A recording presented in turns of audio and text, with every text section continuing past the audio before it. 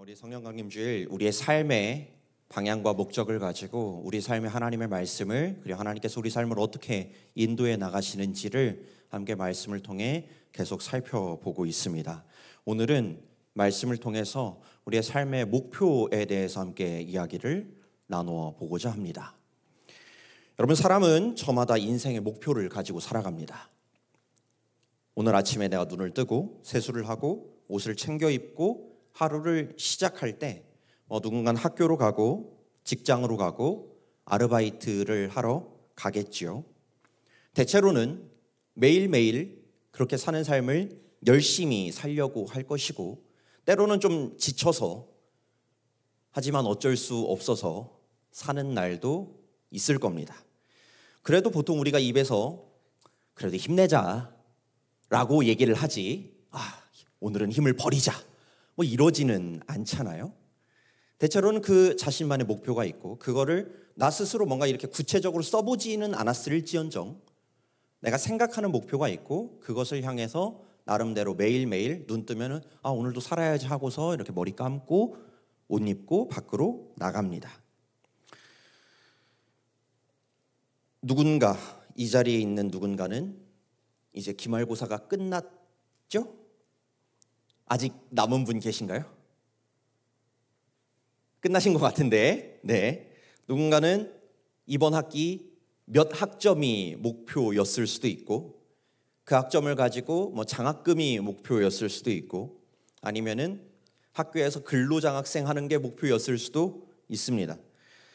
다른 분들은 취업이 목표일 수도 있고, 취업을 하신 분들은 그 안에서 또 다른 이직을 생각하시거나 아니면은 좀 더 내가 이런 걸 해볼 수 있지 않을까라는 다른 영역으로의 확장을 생각하고 목표를 가지실 수도 있어요. 또 그 중에는 연애가 목표이신 분도 있을 거고, 또 그 중에는 결혼을 목표로 두시는 분들도 있을 겁니다.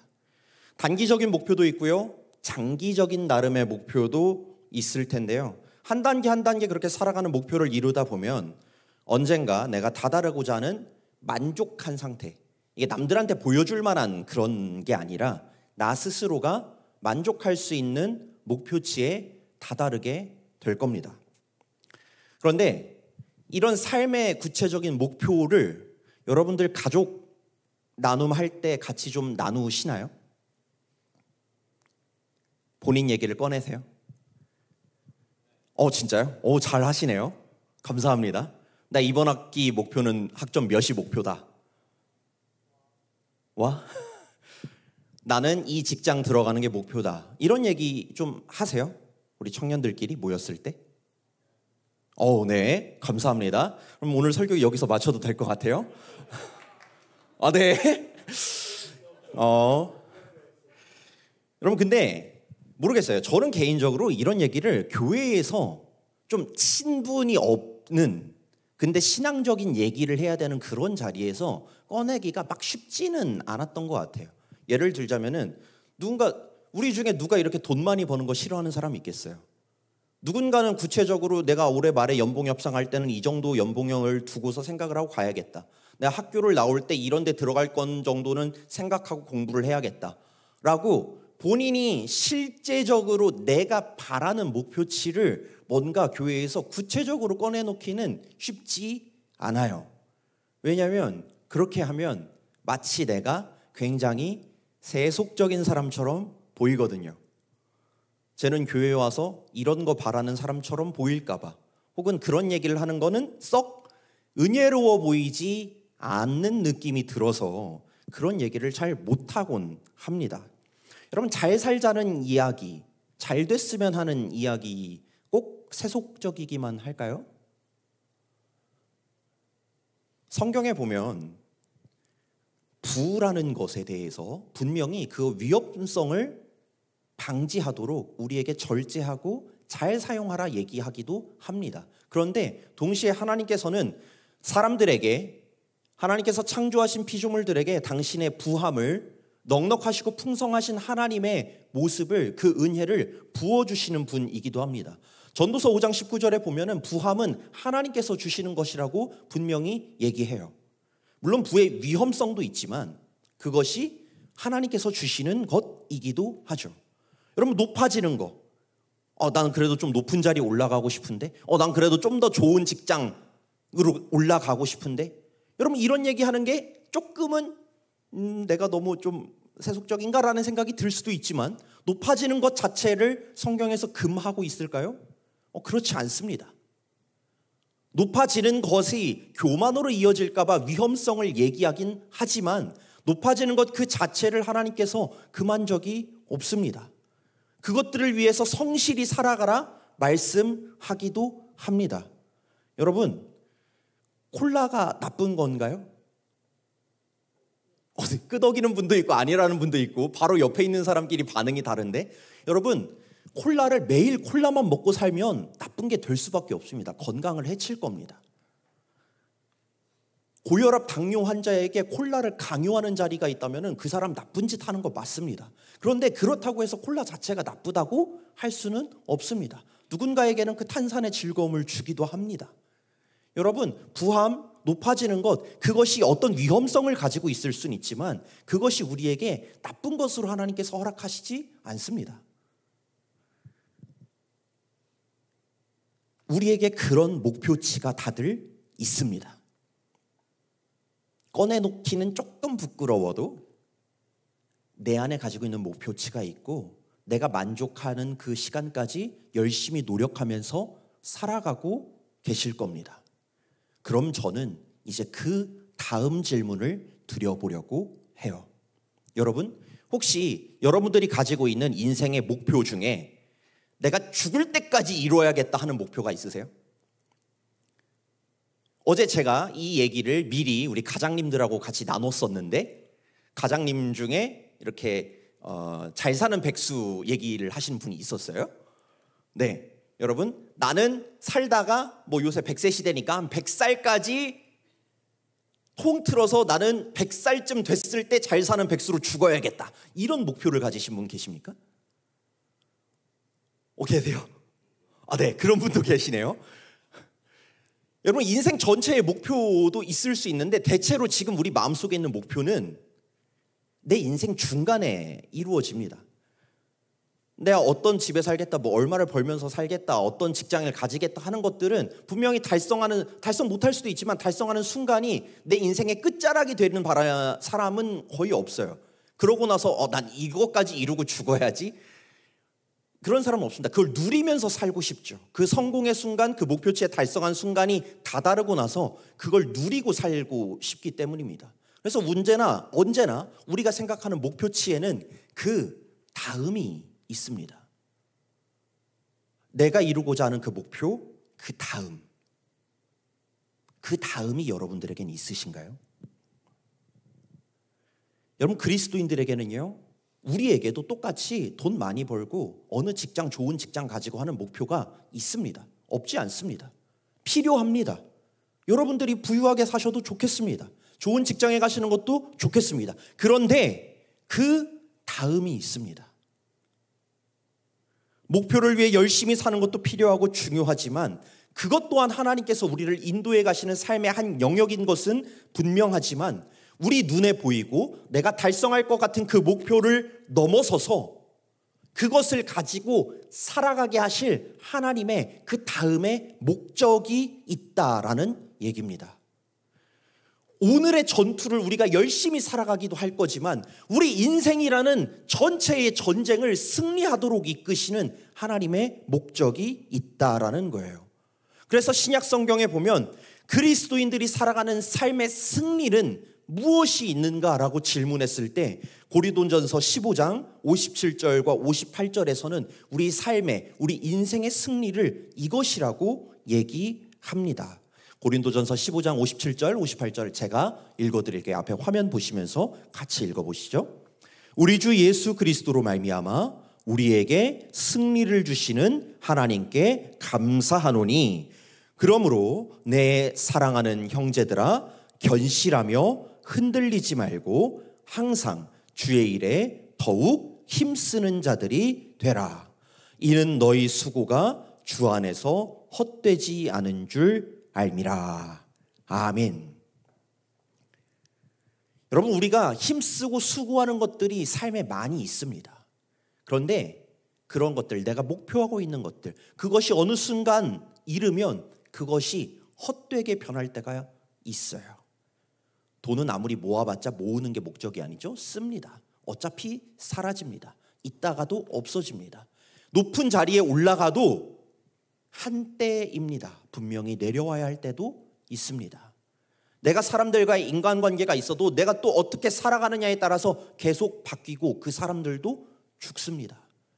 그것들이 필요하지 않은 것은 아니지만 분명히 그것이 헛되게 될 때가 있다라는 겁니다. 그런데 오늘 말씀은 너희의 어떤 수고만큼은 주 안에서 헛되지 않다라고 영원한 수고의 결실을 맺는 우리의 삶의 목적과 승리의 영역을 얘기해 줍니다. 그것은 바로 내 사랑하는 형제들아 견실하며 흔들리지 말고 항상 주의 일에 더욱 힘쓰는 자들이 되라라는 말씀입니다. 우리에게는 우리의 삶을 살면서 이루고 싶은 목표치가 있지만 그것을 넘어서는 우리의 삶의 목적이 되는 우리의 인생의 승리를 주시는 하나님의 목적, 주의 일이 주어져 있다는 겁니다. 여러분들은 오늘 하루를 살면서 나의 삶의 목표를 생각하면서 삽니다. 저도 그렇게 삽니다. 그런데 그것에 더해서 나의 목표에 더해 하나님의 목적을 함께 꿈꾸며 살아가고 계신가요? 저는 그 모습을 우리 인간 삶의 본이 되어주신 예수님의 모습을 통해서 보게 됩니다. 오늘 말씀이 바로 그 현장이에요. 마태복음 17장 말씀은 예수님께서 산에 오르셔서 뭔가 환상적인 변화를 겪으시고 다시 제자들과 내려오는 모습을 기록하고 있습니다. 마태복음 17장까지 오기까지 예수님께서 많은 사람들을 고쳐주셨습니다. 많은 사람들이 예수님을 따르기 시작합니다. 전도도 할 만큼 하셨습니다. 8장에 보면 나와요. 제자 양육도 하셨습니다. 10장에 보면 그 양육된 제자들 1차 파송도 하셨습니다. 예수님이 이 땅에 오셔서 노력할 만큼 노력했고 목표치를 세우셨다면 이만큼 전도도 했고 복음도 선포했고 제자들도 키웠고 나름 그 목표치를 달성하고서 어떤 높은 산에 오르십니다. 그랬더니 그 산 위에서의 모습이 어떠했을까요? 오늘 말씀 보시면은 2절에 이렇게 얘기하죠. 그들 앞에서 변형되사 예수님이 갑자기 변하기 시작해요. 레벨업을 하신 건지 뭔가 목표를 달성해서 알을 깨고 나오시는 건지 변형되십니다. 어떻게? 그 얼굴이 해같이 빛이 납니다. 인생을 완성하신 것 같아요. 얼굴이 빛이 나고요. 옷이 빛과 같이 희게 변합니다. 그리고 그때 이스라엘의 가장 유명한 두 분이 예수님 곁에 등장합니다. 모세도 나오고요. 엘리야도 등장해서 예수님과 더불어 대화를 하기 시작합니다. 그리고 그때 그 자리에서는요. 5절에 보면 호련히 빛난 구름이 그들을 덮기 시작합니다. 이제 예수님 오니까 구름도 와요. 그리고 구름 속에서 소리가 나서 이르시되 이는 내 사랑하는 아들이요 내 기뻐하는 자니 너희는 그의 말을 들으라라고 하늘에서 음성까지 들려오기 시작합니다. 얼마나 그 자리가 좋았으면 베드로라는 제자는 4절에 보면 주님 우리가 여기 있는 것이 좋습니다. 드디어 우리가 그 제자 생활, 떠돌이 생활 전전하다가 드디어 머물 곳을 찾았습니다. 여기다가 제가 집 3채 짓겠습니다. 지금으로 치자면 기념관 짓는 거죠. 예수님 기념관 하나, 엘리야를 위해서 하나, 모세를 위하여서 하나 기념관 짓고 여기 머무르시죠 라고 얘기하기까지 합니다. 그 환상적인 순간, 그 황홀경의 순간, 그 찬란한 순간을 예수님께서는 맞이하시고서 오늘 우리가 읽었던 마지막 9절이죠. 그들과 함께 산에서 내려옵니다.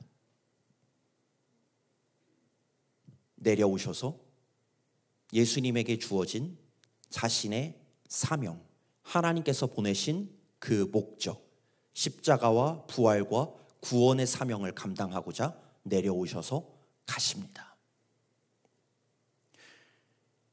여러분 저는 이 말씀을 보면서 이런 생각이 계속 들었어요. 예수님의 목표치 충분히 달성하지 않았을까? 제자들도 키웠고 복음도 선포했고 사람들도 많이 고쳐줬고 다른 이들도 많아졌고, 마지막 변화산에서 희게 변하시면서 빛이 나시면서 거기에 머무르시면서 사역의 방점을 빡 하고 마무리하셨다면 얼마나 좋을까. 보기 좋잖아요. 그동안 열심히 사셨잖아요. 예수님 솔직히 열심히 사셨잖아요. 그만큼 누릴 거 못 누리고 사시다가 마지막에 빛처럼 희게 변하시고 좋은 모습으로 마무리하시면 정말 좋겠다라고 생각할 그 찰나 예수님께서는 그 자리에서 내려오시더라고요. 내려오셔서 예수님이 가신 길이 어떤 길입니까? 십자가의 길이었고 피 흘리는 자리였습니다. 변화된 모습과 하얀 광채가 일어나고 사람들이 와서 주님 여기다 기념관이라도 짓고 같이 사시지요라고 말하는 그때, 그리고 내려가서 십자가를 지고 피를 흘려야 하는 그때, 어떤 게 더 좋아 보이세요? 제 눈에 보기에도 17장 이 변화산에서의 모습이 훨씬 더 좋아 보입니다. 그런데 예수님께서는 우리의 삶에 그 세상에서 땅에서 이룰 수 있는 목표치를 넘어서 하나님께서 이끄시는 하나님의 사명의 자리, 목적을 향해 나아가십니다. 주님의 일을 하러, 하나님의 일을 하러 가시죠. 여러분, 이게 예수님께서 이 땅 위에서 삶을 통해 우리에게 보여주시는 우리의 삶의 방향이기도 합니다. 그래서 제가 오늘은 말씀 노트의 중간에 그렇게 적어놨죠. 나의 목표를 넘어 하나님의 목적이 있습니다. 우리 이거 같이 한번 읽어볼까요? 우리 거기 중간에 다른 글씨체로 쓰여져 있는 게 하나 있는데 같이 한 목소리로 읽어보겠습니다. 시작. 나의 목표를 넘어 하나님의 목적이 있습니다. 여러분, 이 중에는 사실 그 하나님의 목적을 이미 기도함으로 깨닫고 찾아가고 계신 분들도 있을 수 있습니다. 그런데 오늘 아침 내가 눈을 뜨면서, 내일 새로운 한 주를 시작하면서 내가 눈을 뜨면서 나의 머릿속에 나의 목표로만 가득 채워져 있다면, 주님, 그리스도인들, 우리 새벽 있을 청년의 여러분들의 마음속에는 나의 목표에 하나님의 목적을 더하실 수 있기를 간절히 바랍니다. 여러분, 우리에게 주어진 것은 나의 삶의 목표만 있는 것이 아닙니다. 그것을 주님께서는 넘어서서 당신의 목적을 향해 우리를 이끌어 가십니다. 내가 저기까지 다다르면 참 좋겠다 싶은 그 순간을 넘어서서 나의 목표 달성, 나의 만족, 나의 성공, 그것을 넘어서는 자리를 하나님께서 여러분들에게 갖게 하십니다. 꿈꾸게 하십니다. 여러분들이 가진 예수님의 그 영광과 능력을 가지고 내려오셔서 십자가의 자리에서 사람들을 구원하기 위해 그것을 사용하셨던 것처럼, 여러분들이 가지고 있는 그 목표치를 달성한 그 시간, 만족하는 그 시간, 그때를 넘어서서 그것을 가지고 나아가 하나님의 일, 주의 일을 위하여 쓰게 하실 하나님의 목적을 품으실 수 있기를 바라요.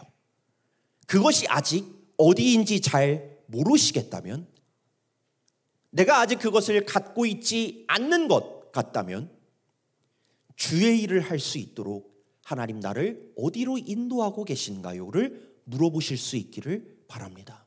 그걸 가지고 기도해 보시기를 바라요. 우리가 기도할 때 시험 직전에 기도합니다. 취업 직전에도 기도합니다. 면접 보기 전에도 기도합니다. 나의 목표를 위해서도 많이 기도합니다. 그런데 나에게 주실 하나님의 사명, 하나님의 목적은 무엇인가요를 가지고도 기도하실 수 있기를 바랍니다. 그리고 그것을 발견하고 그 자리, 오늘 내가 살아가는 자리가 그냥 나의 목표 달성을 위해 하루하루 어쩔 수 없이 열심히 살아내야만 하는 자리가 아니라 하나님의 일을 위해 나아가는 오늘 하루, 하나님의 일을 하는 오늘 하루, 하나님의 일을 위해 열심히 살아가는 오늘이 되시기를, 오늘의 의미가 나의 목표에 더해서 하나님의 목적을 가지고 살아가는, 하나님과 동행할 수 있는 하루하루가 되기를 바라요. 물론 그 목적이 쉽지는 않을 수도 있습니다. 예수님도 십자가를 지시러 가기 전에 어려웠어요. 겟세마네 동산 가셔서 기도하실 때, 하나님, 솔직히 이거 딴 사람이 하면 안 될까요? 주님, 이 잔을 내게서 옮길 수 있다면 옮겨달라고 기도합니다. 하나님의 목적을 향해 가는 것이 쉽지는 않습니다. 때로는 내가 달성하고 목표한 것들을 내려놔야 할 수도 있습니다. 때로는 그걸 가지고 나눠야 할 수도 있습니다. 그 어려움, 우리가 어려움을 넘어갈 수 있도록 기도로 준비하십시오.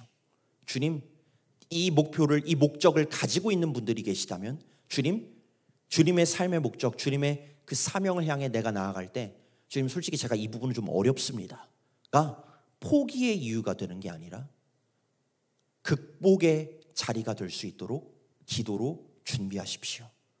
예수님께서 그러하셨듯 기도하며 나아갈 때 그것이 비록 어려워 보일지라도 십자가의 부활과 구원의 역사가 일어났듯이 여러분들의 청년 한 사람 한 사람의 하나님의 목적이 어렵지만 이루어지는 그 순간 여러분의 자리에도 부활의 능력이 나타나고 하나님의 영광이 나타나게 될 줄을 믿습니다.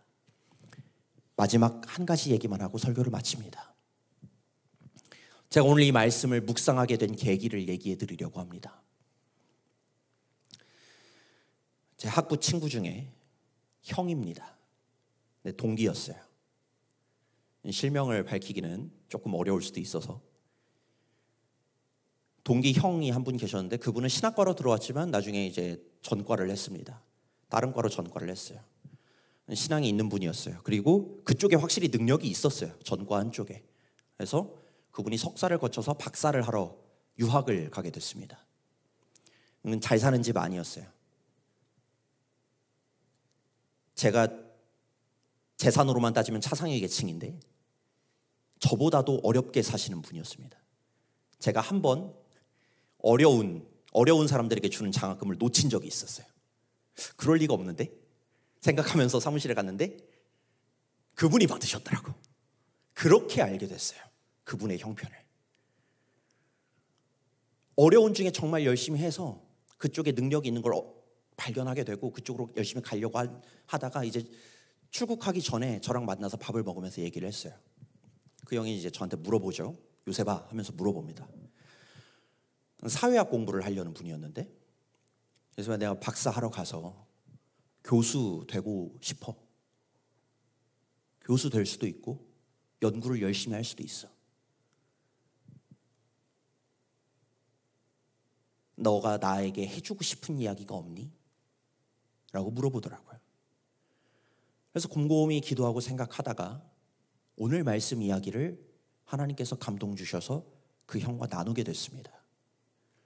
예수님께서는 본인의 사역 할 거 다 하시고 목표치도 이루시고 변화산에 올라가서 그렇게 정말 인생의 좋은 순간을 맞이하셨는데 그거 하시고서 내려오시더라. 본인의 사명을 감당하기 위해서. 나는 형이 교수가 돼도 좋아. 난 형 같은 사람이라면 교수했으면 좋겠어. 난 형 같은 사람이라면 정말 좋은 논문, SCI에 등재할 수 있는 논문들 많이 내서 이 세상에 이바지했으면 좋겠어. 그런데 그게 형의 전부가 되진 않았으면 해. 하나님께서 형을 그냥 한 명의 좋은 교수로 쓰고 언젠가 내려와야 할 그 자리, 언젠가 더 나은 연구로 채워질 그 논문의 자리에서 멈추지 않고 그 다음에 하나님께서 이루어가실 형에게 주시는 사명, 형의 하나님의 일, 하나님의 목적을 형이 구했으면 좋겠다라는 얘기를 나누고 그 형을 보내주었어요. 지금도 열심히 공부하고 있어요. 그런데 그 다음부터 그 말씀을 묵상했던 게 그냥 그 형에게만 나눴던 이야기로 끝나지 않고 그 뒤에 누군가를 만나는 청년들에게도 전하다가 오늘 이 새벽에 있을 청년들과의 자리까지 왔습니다. 여러분, 오늘 하루를 열심히 살아가시는 여러분들의 목표 있으시죠? 좋습니다. 그런데 저는 그게 전부가 되지 않았으면 합니다.